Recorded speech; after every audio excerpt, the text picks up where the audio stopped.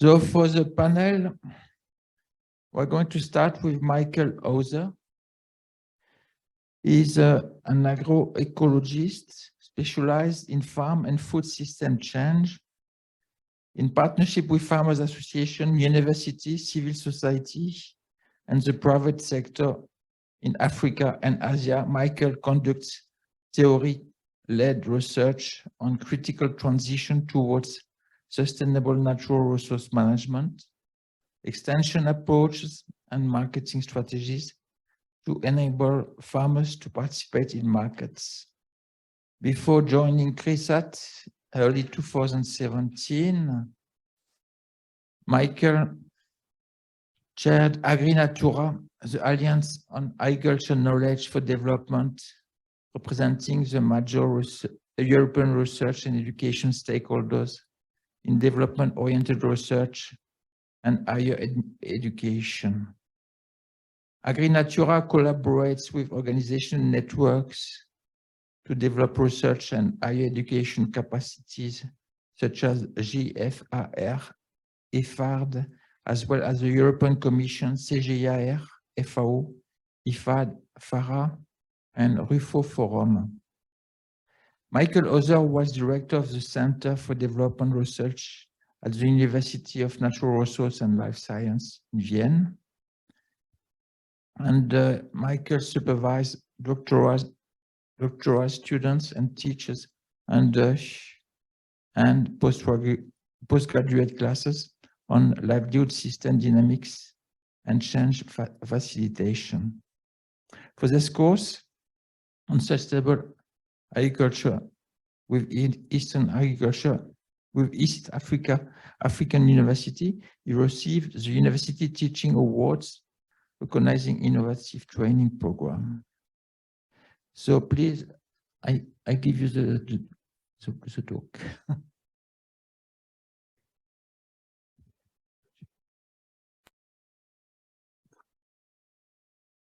Thank you, Mr. Chair. I mean, the first question is, where have you gotten this introduction from? Well, you can tell me afterwards. Thank you for it, and thank you for having me. Well, we have just come from a presentation of 5 papers and started an exciting conversation about smallholder agriculture, whether they can feed cities and growing towns. We could ask what is right and what is wrong with the benefit sharing mechanism along the value chains, and whether the midstream takes it all.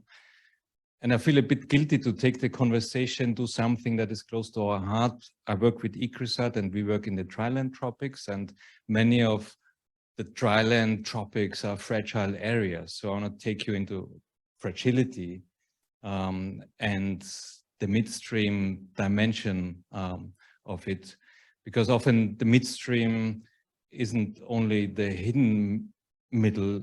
In our case, often it's the missing middle. And in areas that are fragile, conflict prone, this is a particular challenge for producers upstream.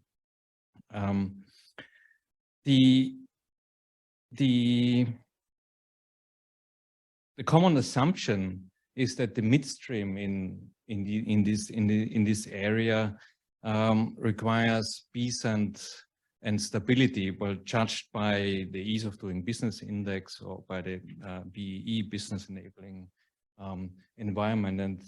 And what we often forget is that risks and uncertainty are inherent to doing business in many parts of Africa. And I would argue that in the Horn of Africa, that's where we put our attention on, but also in parts of the Sahel, it's a major driver for the good and for the bad. And my argument here is we have to be aware that risks and uncertainty influence the midstream tremendously. At the same time, the midstream can help mitigating some of these tensions, if not paying peace dividends, or at least engaging in a resilience building in a resilience building way. But what we also have to understand that doing business in this area isn't business as usual. It's a very specific form of business that requires skills, and these are things that it's not the first time that is on the agenda. As the World Development Report in 2011 has put this to the forefront: conflict, security, and development. Every year, the Global Risks Report of the World Economic Forum is warning of the potential knock-on effects of risks and fragilities on economies, and that creates a business environment that is certainly different to what we have in Europe. In recent years, international fora have taken up, political fora have taken up risks and fragilities.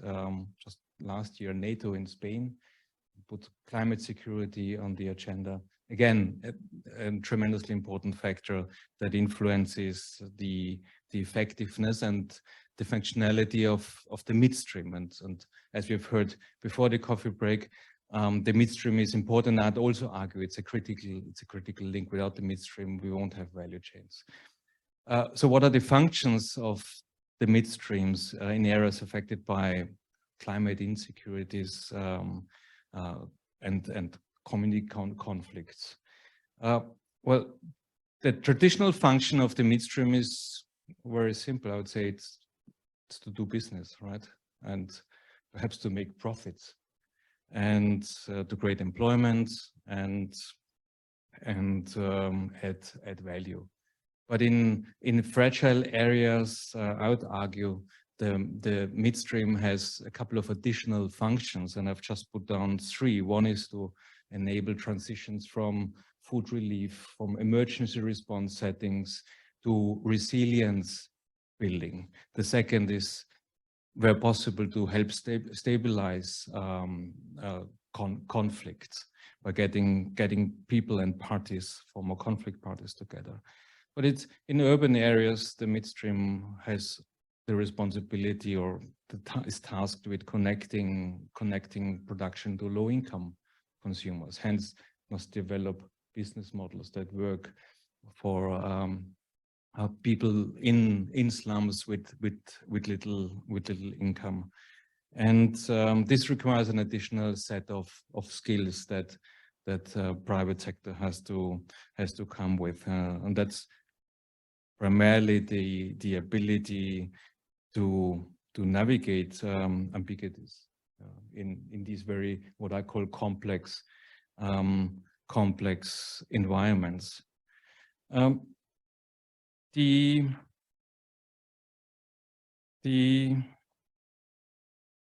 pain points of the midstream operating in these environments, and we haven't spoken about those. We've looked at the macro data, but I would like to share a few of the pain points that the midstream actually faces. I'm sure we'll hear more about those in a minute. First is, they're operating in a fairly difficult operating or business or value chain environments.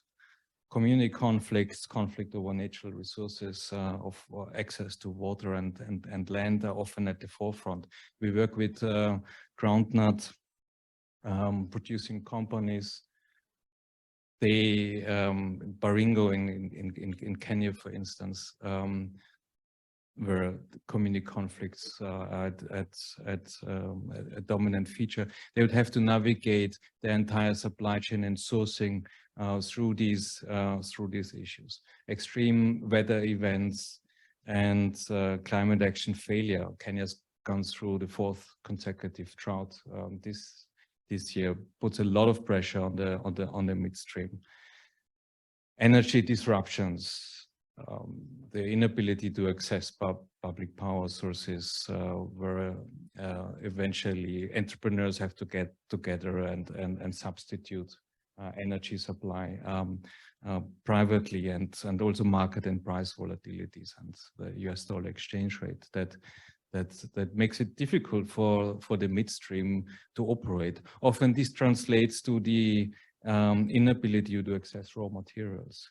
And people tell us seed is the primary concern, to the extent that seeds being treated like trucks in other countries, smuggled across the borders illegally, because there is no other way of getting high quality seeds into the respective food system.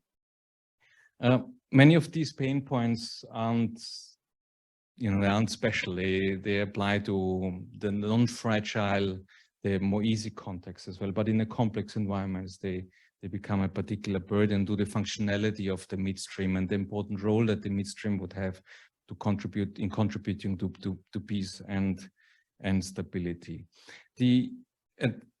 And what we also keep hearing is the often unfortunately non-catalytic role of governance and the policy environment that doesn't necessarily ease access to raw materials and the management of the supply chain, regulatory burdens, different agencies dealing with actually the same aspect. An example is aflatoxin distributed or allocated across 4 or 5 agencies without coordination. Taxation that becomes a burden when traveling with goods through counties. Kenya is a good example. Just introduced a landing fee for cereals, which would add another $200 to a truck of cereals that end up in cities. All that doesn't necessarily help the midstream to do business. Access to technologies and licensing requirements, new equipment that keeps sitting at the ports, that's difficult to get out from, are all very practical barriers that people and companies are struggling with, and unfair competition. Especially when trade arrangements aren't coordinated with the private sector. Again, maize imports is a very good example. Just as we speak. So that brings me to the third and last point. What are possible policy measures to ease the work of the midstream in the more fragile and complex environments? Well, first, the goal of policies really is to create and maintain a business environment that is adequate and support investments in fragile areas. The first thing what I believe need to be done is to broaden the framing of the function of the midstream in these areas, and that means embracing a multidimensional approach, in the sense that Porter's value chain model would probably need to be expanded to encompass risks and fragility more prominently. Secondly, governance. Well, to alleviate some of the pain points I've just listed. Supply of raw materials, work in partnerships with social protection, with crop insurance schemes to ensure continuous access to raw materials. Asset and trade finance is a main issue. I mentioned the energy gap often, so investments in green technologies. Solar, pumped water, for instance, must be given way more attention, as well as the coordination of line ministries and their agendas to ease the work of the private sector in future. And finally, compliance, of course, with international agreements. As companies work in conflict-prone areas, intentionally or unintentionally can do harm. So the do no harm principle certainly applies to the midstream in this area. Thirdly, and that's the last point, invest in long-term engagement of the midstream in fragile areas. But think of tax relief, for instance, for companies operating or willing to take this additional risk to go into these areas. But then also a couple of research issues that I'd like to see being looked at in future. And here are just three before I stop. The first one is, how do fragilities affect the transformative potential of the midstream in this area? We do agree that the midstream has to play that role of helping to transform agriculture. But how does fragility influence that equation? Number two, how to ensure that the midstream complies with, I've just mentioned the do no harm principles, with some basic human rights standards when operating in these areas and not taking advantage of power imbalances. And thirdly, how can the midstream support conflict transformation and at least indirectly contribute to peace and stability? Thank you very much.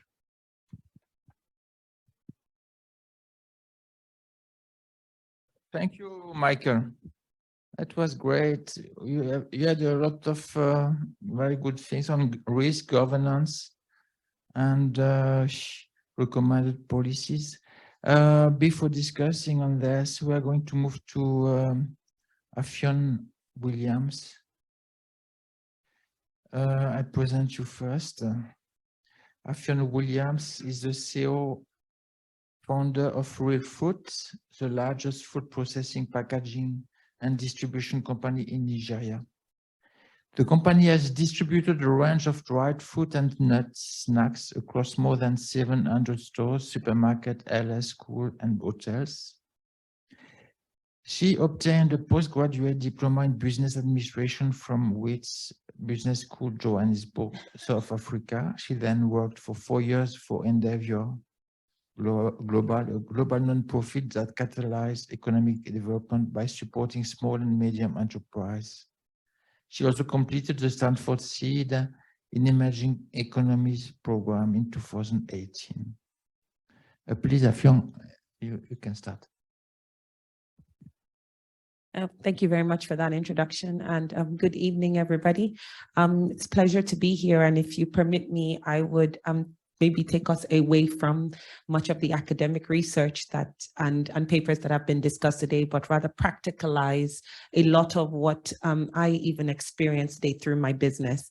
And if you don't mind, I will stand up and go get my products so that I can show you, because I brought them here and I'd like you to see them. I'll just take them. So I could pass this around for people to see. Unfortunately, you can't eat them.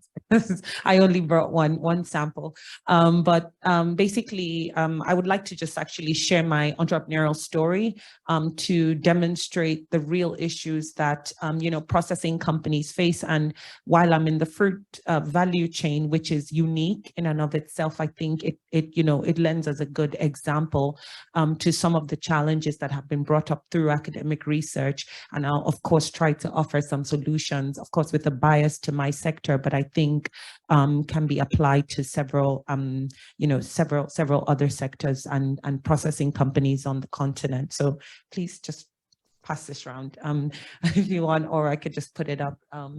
But basically, I founded my company 10 years ago, and I moved to Nigeria to start an agribusiness that really was solving that in my mind, I intended to solve an unemployment problem. I realized that agribusiness could create a lot of jobs, and that's why I started it.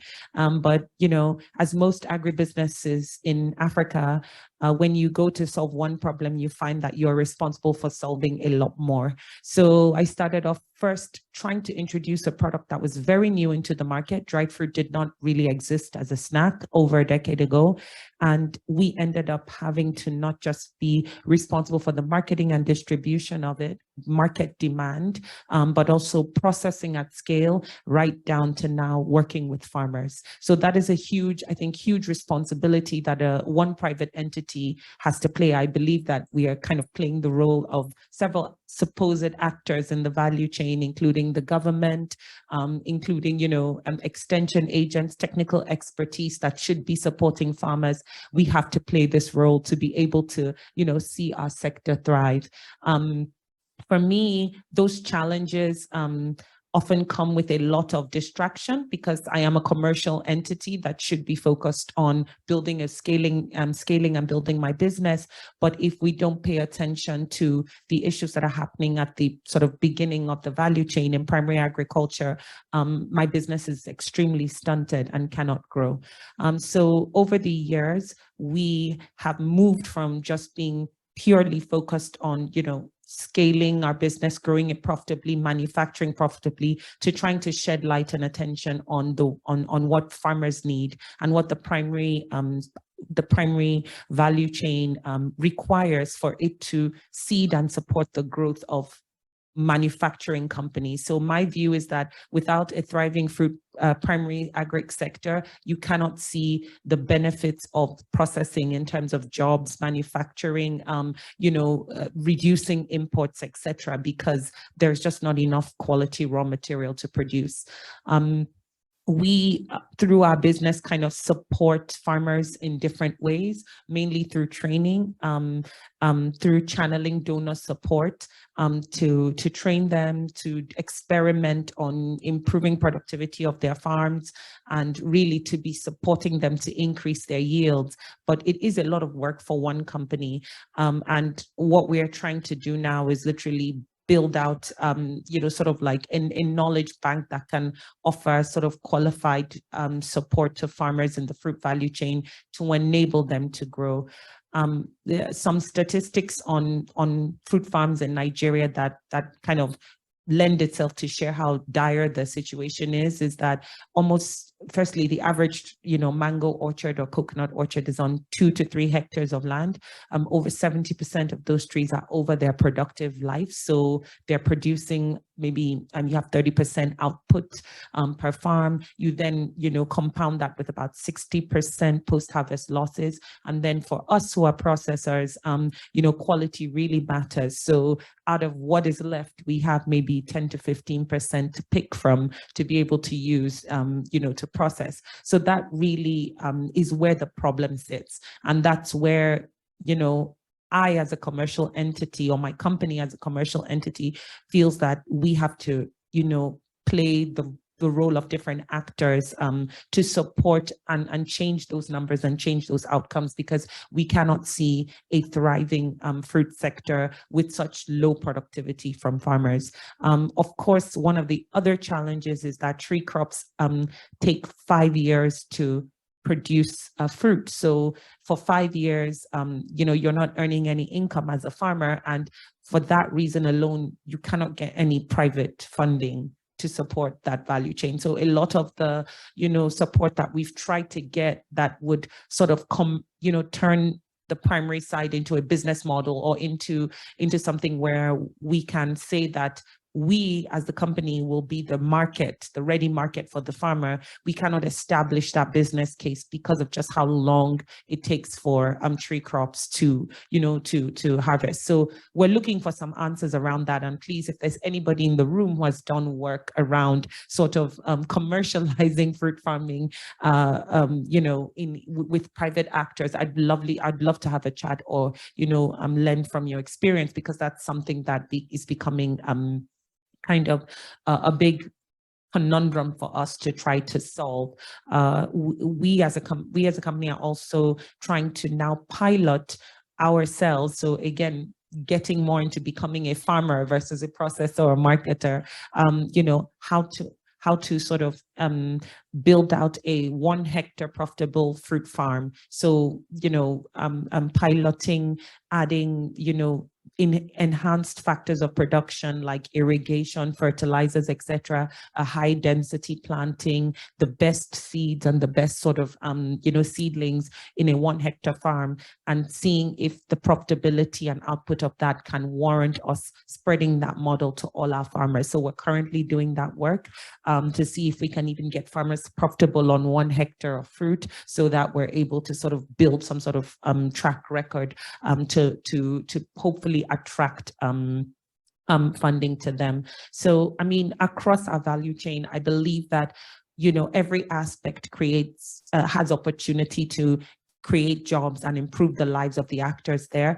Our company already creates over 100 full-time jobs, and these are very high quality jobs.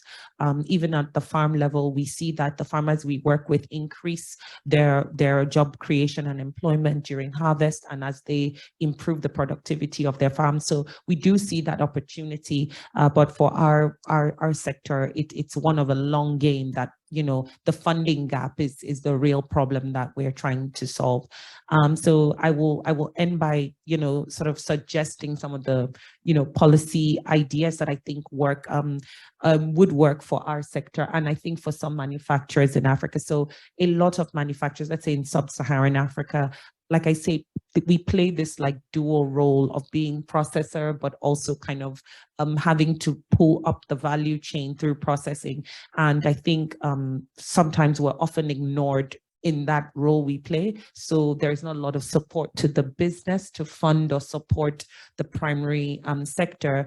And even that, the incentives are sometimes always not aligned. I don't think that in a lot of the interventions around support for farmers, the off-takers, meaning the processors, are at the table. I think sometimes it's often that, it's about increasing, it's about a particular intervention without looking at the entire value chain and, how it works to suit the processors' needs. Because I firmly believe that if processing takes off in Nigeria and Africa, we will see a lot more increased productivity. But it's kind of like a chicken and egg situation where you need improved quality of raw material to enhance processing, which will thus enhance, raw material production.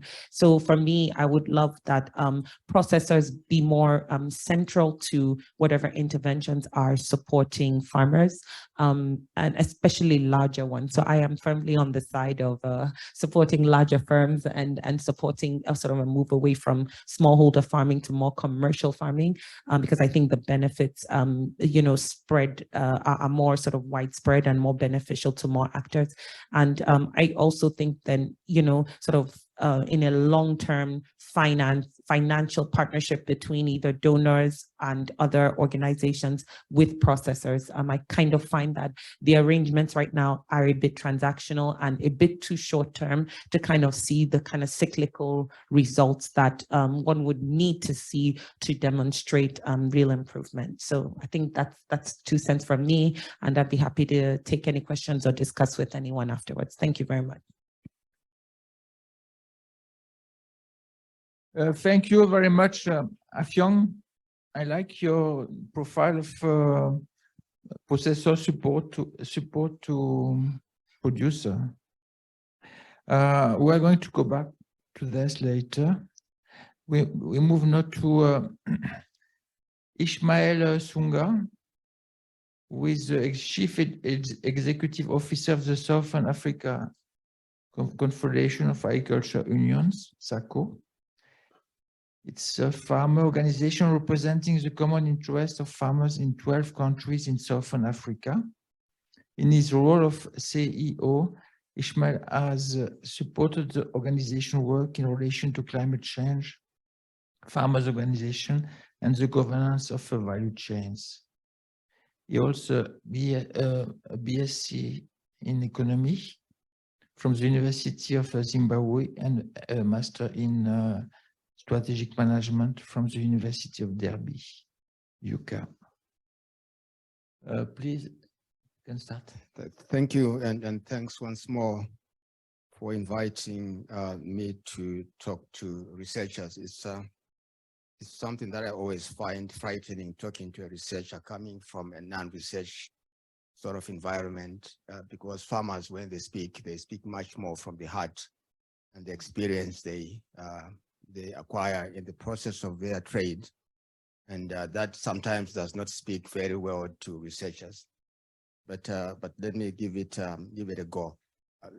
My first point really is that midstream is the first time I've heard that word ever. And I was trying to grapple with the meaning of what is actually midstream. Is it a middleman? Is it a processor? What is it? Maybe that narrative might need to be unpacked a little bit for ordinary people like us, and be very clear about what it means. Because I would imagine that in the middle, they come in all shapes and sizes. Some of them are just fly-by-night business people. Others are very big international companies that are very close to the farmers, and others are local entrepreneurs. So it has also to be looked at from that side. Earlier on, when I made my remarks, I alluded to the fact that by design or by default, that farmers and primary producers, not necessarily maybe from the farming side, but in general, tend to have a raw deal. They shoulder the highest risk and get the lowest return. And as value is increasing, maybe the risk profile of those receiving the value reduces and the value profile increases. So by design, by default, is a fundamental problem that needs to be solved. That we really need to look at a value-based system that has got enshrined in it values of equity and fairness in the distribution of things, just as a human orientation. How do you justify a system that is very rich globally, coexisting with those that are at the very heart of those who anchor it, being the poorest and the hungriest? There's morality issues here, apart from the economics, that we really need to address. And when we are also doing the research that we do, let's also try to look at it from the point of justice and equity and morality. And I don't think in the presentations that I heard, there were any inclinations of that. And I would beg researchers also to look at value-based types of analysis. The first point. The second point really is if I go to a number of presentations, maybe the easiest way for me to deal with it is to really just quickly go through, otherwise I'll lose most of my points. There was an issue of the rise of the mid-sized farms and what could be the reasons behind that, whether it was issues of economies of scale or not. But the point of it for me is that all different types of systems can coexist in a complementary fashion. We believe, at least in Southern Africa, that the smallholder sector, even those that farm to eat, who are the majority of the farmers, actually have a major role to play at food security at that level, at the household level. And that smallholders are not one and the same. They're widely differentiated.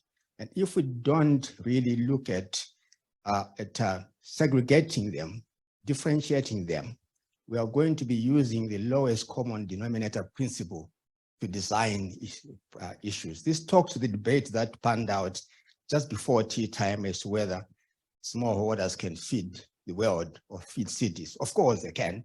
I'm just provoking a discussion here. Of course they can, but not every smallholder can do that. It has been demonstrated that the majority of the smallholders cannot do that, but at least about 25% of the smallholders, at least in the areas of cereal in many countries, are actually entrepreneur producers that actually produce for the market and that actually do that profitably. So let's not bunch everyone together for political correctness, perhaps, and call them all smallholders when most of them actually are rural dwellers who are farming to eat, and they want to ship out as quickly as possible should an opportunity arise. So let's take that in our modeling. I also, maybe latching onto it, you have the term for the first time, farmer to business, which is essentially says a farmer cannot be a business person. And because when you say farmer, and the business linkage. We've already said farmers, smallholder farmers, are not business by design. And that also, if that is correct, to a large extent, it means we have commercial businesses that are doing business, if that's the right term, with people that are not in business. And that is a recipe for disaster. It actually can be a recipe for very exploitative arrangements because the non-farmers don't do business. So they are there for the taking in many ways because they're not doing their sums, they're not doing their calculations, and can easily be abused, so to speak. And to a large extent, the midstream would act as aggregators. And in my view, in my understanding, he who aggregates holds the power. Unless the farmers aggregate themselves first, then they go to business and say, we want to do business with you. The other part does not work. If a good business says that I want all you farmers to come and do business with me, that in general is not a very good model. So how these arrangements come into place is important. And the issue of subsidies that was alluded to in one of the presentations is also a vexing one. Subsidies, in my view, in practical terms, are not deployed for economic reasons by those that deploy them. They've got a different. So the way we measure them might not necessarily be what we think they are. And many countries have refused a digital solution to vouchers because it actually disconnects them from the reason why they give subsidy. So when we see some of these things, and when a farmer or the so-called farmer sells a subsidy, please don't blame that person. It's perfectly rational for someone who is not farming. When they are given, they are not in the business of mixing factors of production. They're given something and they're saying in 3 months' time, you might get something. And yet it makes sense to sell it now and get something and pay for all your requirements. Maybe cash transfers are a better way of dealing with such a situation. But because we're conveniently, in my view, deciding to label them as farmers, then we are going to deploy farming solutions to non-farmers. And of course, that becomes an easy sort of conclusion. I'm aware that I might be running out of time, but let me try to squeeze in one or two things. The issue of researching next generation of research, as was said earlier on, I would think that you need to co-create research questions with farmers, particularly if they are going, or the value chain actors, particularly if they are going to be. Part of the default problem I see is that as researchers, we tend to create these research questions, but if really they have to be bringing meaningful values, and if it's for development, then co-creating with farmers, what could be the next generation of research questions or research things on value chains that are there? Well, there are certain points that farmers face, and if they are not incorporated at the very beginning at the design stage, so that they become more interesting and much more linked to reality. So please, let's look at how we can work with farmers organizations, with farmers themselves, to look at what could be some of the key questions the next generation of research could be. The other point is really, there's this thing about the private investors and farmers, as if farmers are not private investors in their own right. Also, let's try to reconceptualize who is an investor. There is a lot of gross capital formation that happens in the smallholder sector of some kind, but we don't seem to look at it. It's much more about the midstream, which I don't disagree with, that tends to dominate what is called private sector investment. Okay, 2 minutes. Also, the other point is inclusiveness. Well, that's the flavor of the day, isn't it? That there's this remark from one of the research findings, I could paraphrase it wrongly. It is essentially saying, if you are small and under-resourced. That's where inclusivity actually happens. When you are more dynamic and there's capital formation happening, it's less inclusive. I'm just wondering whether we are really looking at being together in poverty. That's what is called inclusiveness, because it is when we are all together, regardless of this, it has to be quality inclusiveness at a higher level. It cannot be that something is not doing well, but it has many people in it, including women. Therefore, it's sort of branded inclusive. I'm just trying to be provocative here, but I think my point is being made. The final point really is let's be very careful about looking at aggregated sort of pictures. It could be very good when it's seen at scale, but when you say this is, but when you disaggregate back to the individual farmer, it might be 100%, but 100% of almost zero is not going to make meaningful changes to their lives. So we need both meta as well as individuals, so that we really look at meaningful changes at where it matters most, at least speaking for my constituency. Thank you very much.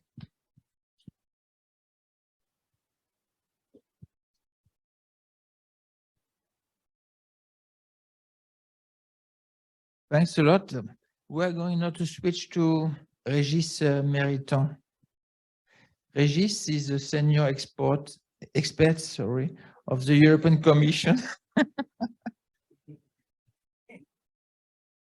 Directorate General for International Partnership. He's heading the sector agriculture growth and coordinates the European Sustainable Cocoa Initiative. He is an agroeconomist and also PhD in food science from the Institut National Agronomique, Paris. Prior to his post, until 2014, he was the economic advisor of the European Union delegation to Tunisia. He has been previously posted in various African countries and in the Middle East, dealing with agriculture program and policy and humanitarian issues since 1990.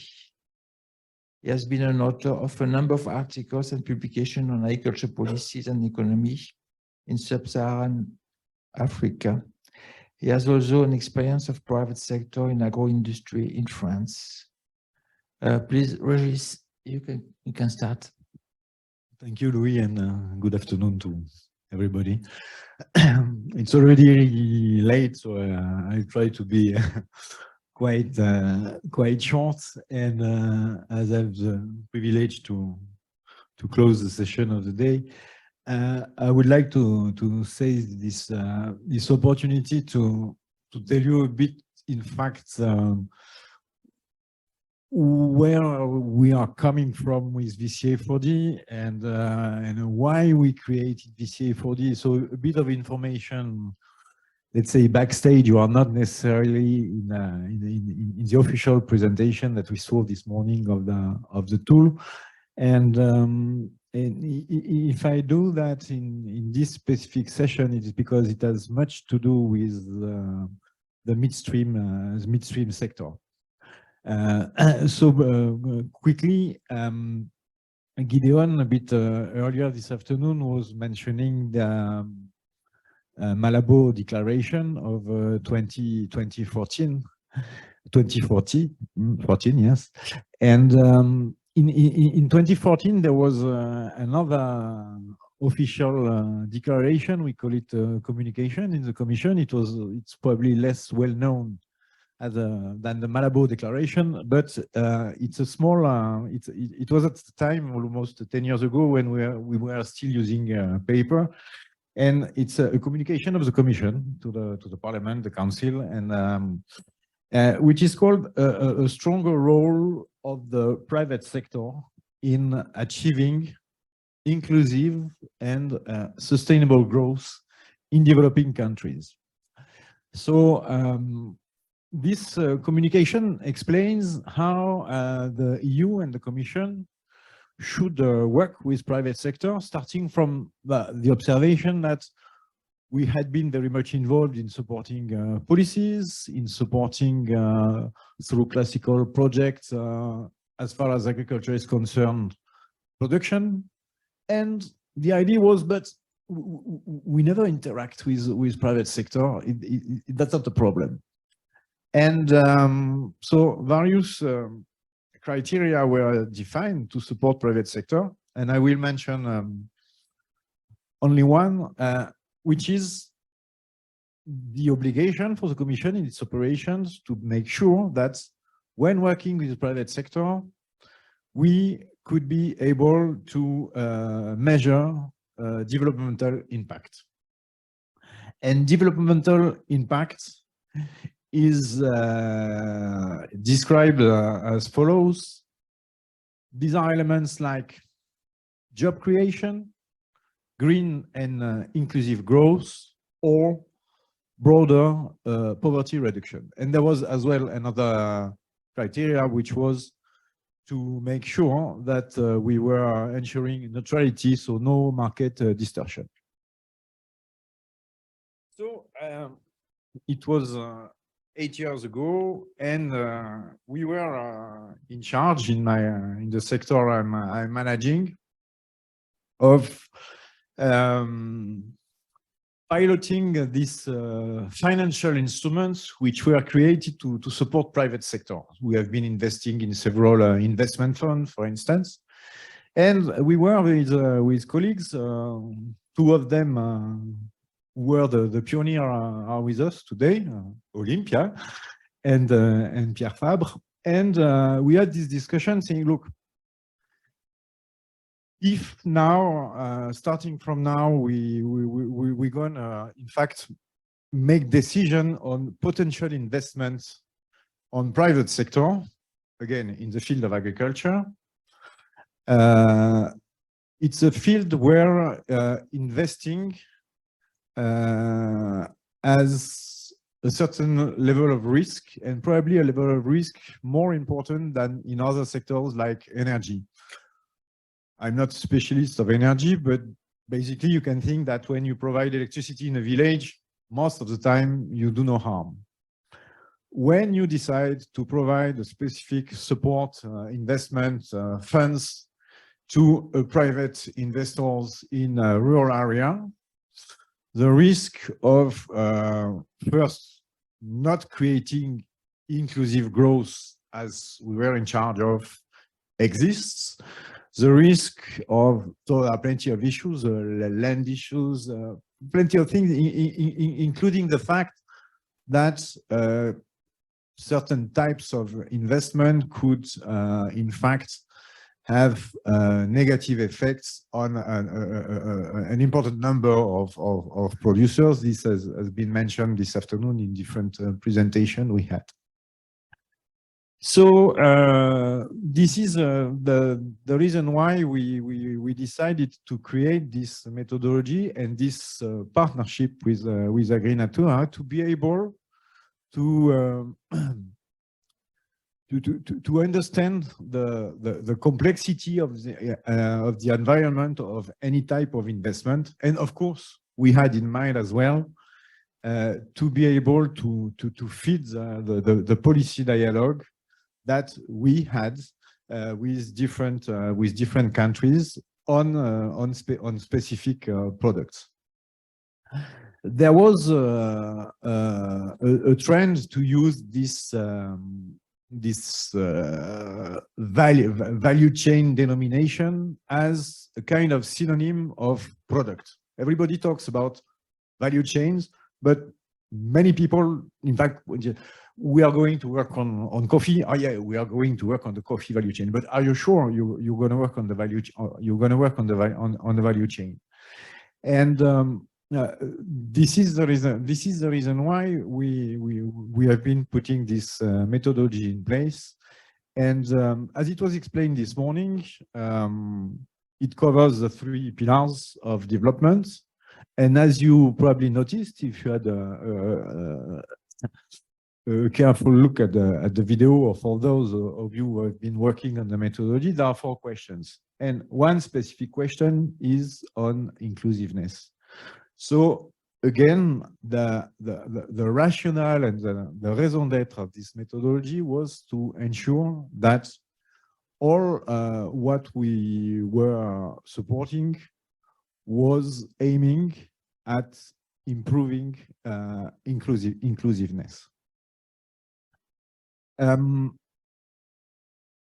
I've been talking about investment, and the link with the midstream sector is obvious. That's most of the time when a financial institution, financial instruments is decide or is willing to invest, to lend some money to an operator, it's an operator which is in fact in the midstream sector. I'm sure Ismail will agree. It's very difficult for farmers, even if they are, as you said, definitely part of the private sector, most of the time to get access to loans, to get access to financing. So when we are talking about investment in agriculture, in fact, most of the time we are talking of investment in the midstream sector. And that's probably the main reason why this tool is so useful for us.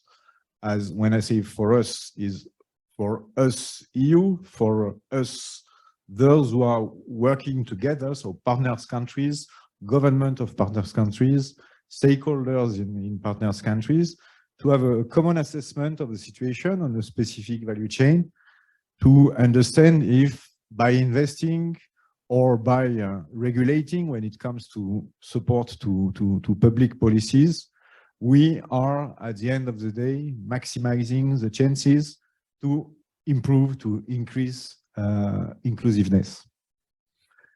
So I think it's very important to get that in mind, and I'm happy to be able to share this kind of views, in particular with researchers, because we made a choice in this with this partnership to work with researchers,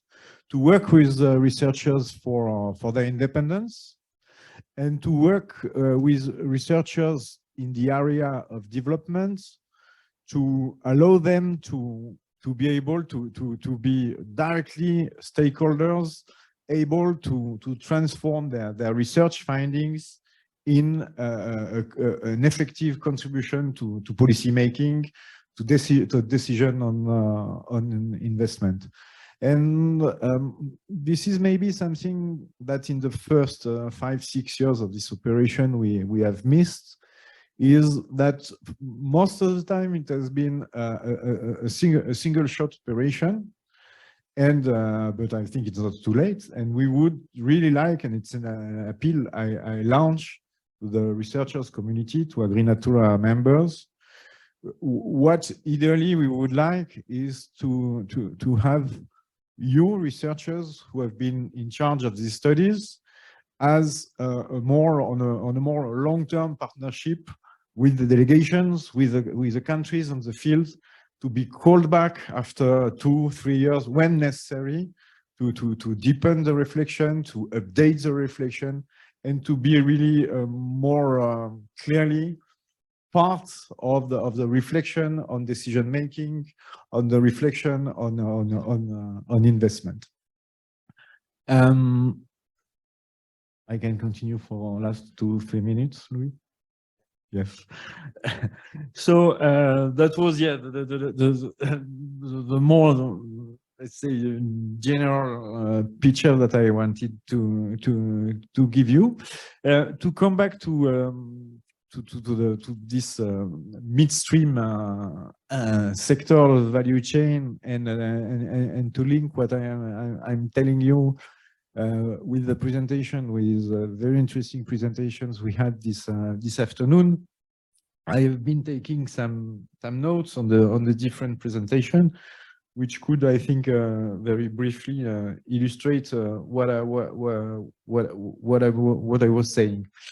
For instance, in the presentation by the colleagues from Wageningen on farm stratification, It is mentioned that high value added in midstream favor mid-size or large-scale dominated system farms. So this is interesting. This is interesting because it's probably one of the explanations which that we need to understand why, for instance, some investment funds in which we have invested, in fact, have strictly no effect on smallholders.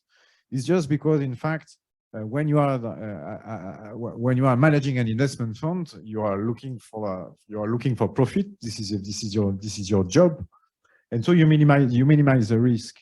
So this is it's not a criticism. It's just being informed of what's happening and why it is happening. And then the political decision to do it or not is something which is in the hands of those who are managing political decision. But for us, at our level, being able to inform that clearly is really key. There was as well very interesting things that has been said on input subsidies, and you of course you know that since the beginning of the war in Ukraine, the question of input subsidies, fertilizer subsidies is very high on the agenda.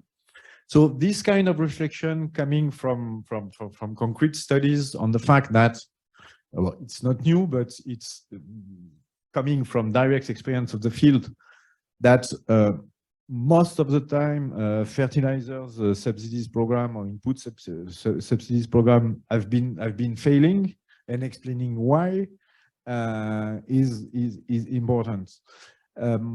Showing the example of business to farmers, even if they are businessmen as well, is an option. On this issue of subsidizing fertilizers, for instance, of course, when it's limited to subsidizing programs not embedded in a public policy reflection. Like, for instance, it was done quite recently in Rwanda, when they decided to subsidize fertilizers for rice cultivation, but at the same time, of course, they reflected on applying import taxes on rice.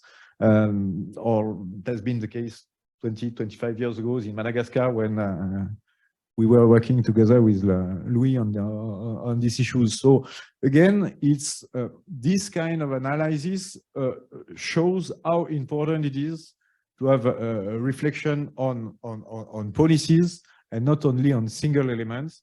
All technocrats are fond of silver bullets, but as you all know, in our world, and in particular in agriculture development, silver bullets do not exist. Yeah, maybe I will stop here. But many things that has been said, explained this afternoon, are feeding this necessary understanding of the complexity in which we are all working. So thanks again, and maybe a last word to tell you that this partnership has been lasting 6-7 years, and it's just the beginning, and you can all count on the European Commission to be able to make it something really perennial and a reinforced partnership. It was mentioned this morning at the Team Europe phase of our collaboration with research, and I think it's very true, and it will remain a priority for us. So thanks again to all, and to the team in particular. Thank you.